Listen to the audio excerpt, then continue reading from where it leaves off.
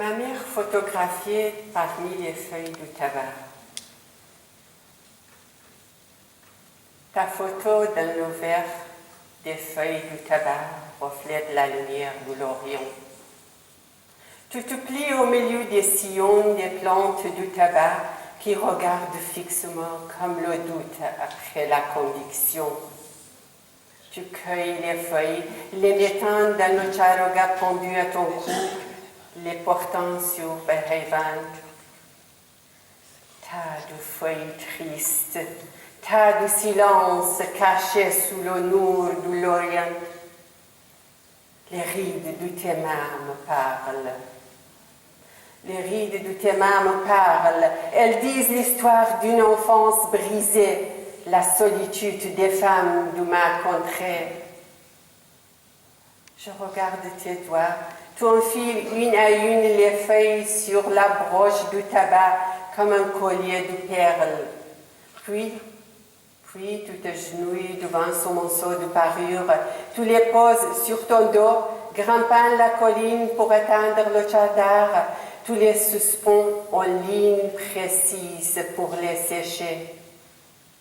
Les lignes infinies du tabac au collier, cicatrices infinies dans ton cœur. Je peux sentir ton corps desséché comme les plantes du tabac dans la chaleur de l'été. Et ta vie semblable aux feuilles du tabac, arrachée et brûlée comme une cigarette entre les doigts d'un homme.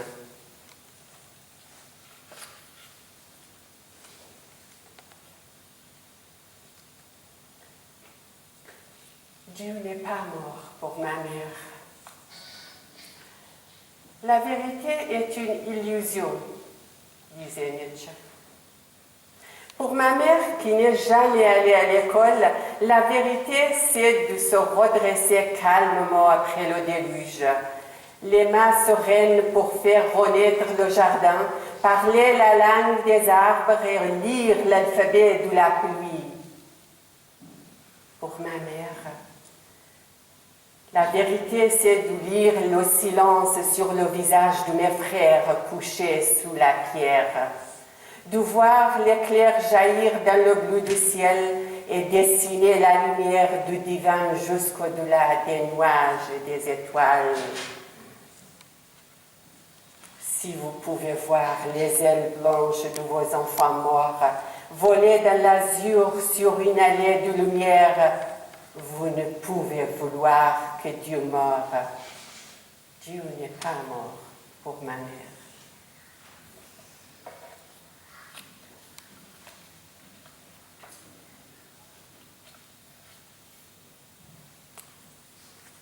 Voilà. Es-tu heureuse?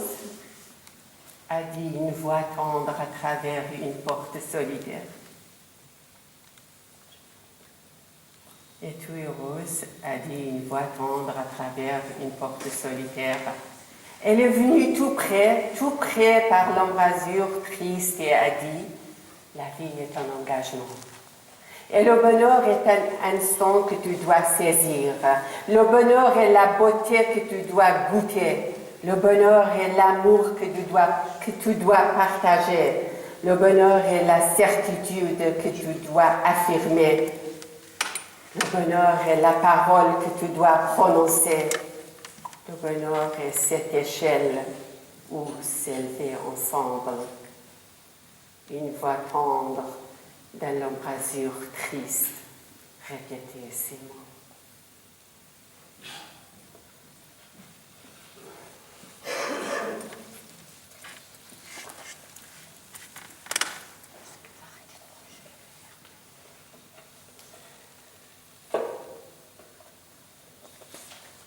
Je vais lire un poème en anglais, car c'est le poème, bien que c'est traduit en français, mais vraiment à un sens plus grand en anglais. C'est le poème qui a été nominé pour The Forward Poetry Prize en Angleterre, qui a été édité dans cette collection comme l'un des 40 meilleurs poèmes de l'année, quand ça a été publié en Grande-Bretagne. Et j'espère qu'il y a parmi vous qui comprendrez l'anglais.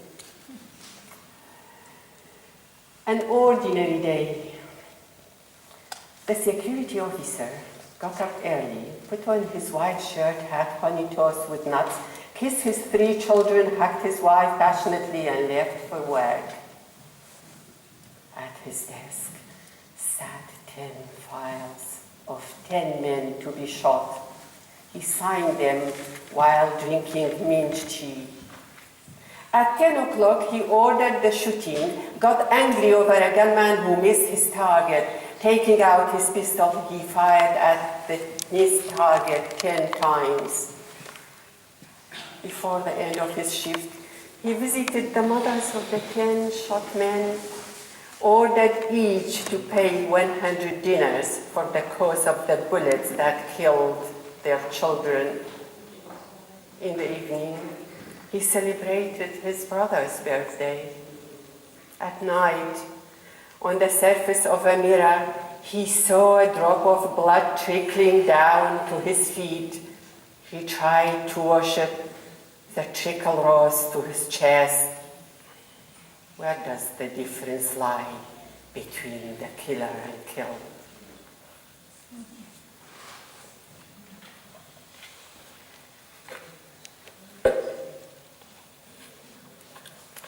Un poème sur l'amour.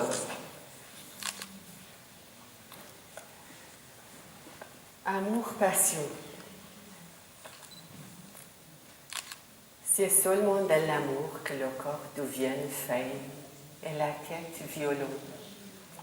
Ton être léger et lumière, tu ressembles aux notes du Chopin, aux jaunes du Van Gogh. Tu deviens tristesse intense, douleur qui ronge, tu ressembles au rire enfantin et aux pleurs du deuil de ma mère. Tu deviens tout ce qui bouge, tout ce qui fuit, un tournoiement du derviche, harmonieux, vertigineux. Tu ressembles à un duvet dansant et tu jaillis, cri assourdissant. Tu dépasses les frontières de ton corps et celles de l'unité, les frontières de la solitude et celles de la volupté, les frontières de la souffrance et celles de la sagesse, les frontières de l'égarement. Tu es le tourbillon. Tu n'es plus ici ni ailleurs. Oh, mon semblable, vers où te diriges-tu sur ce territoire soyeux de l'absence?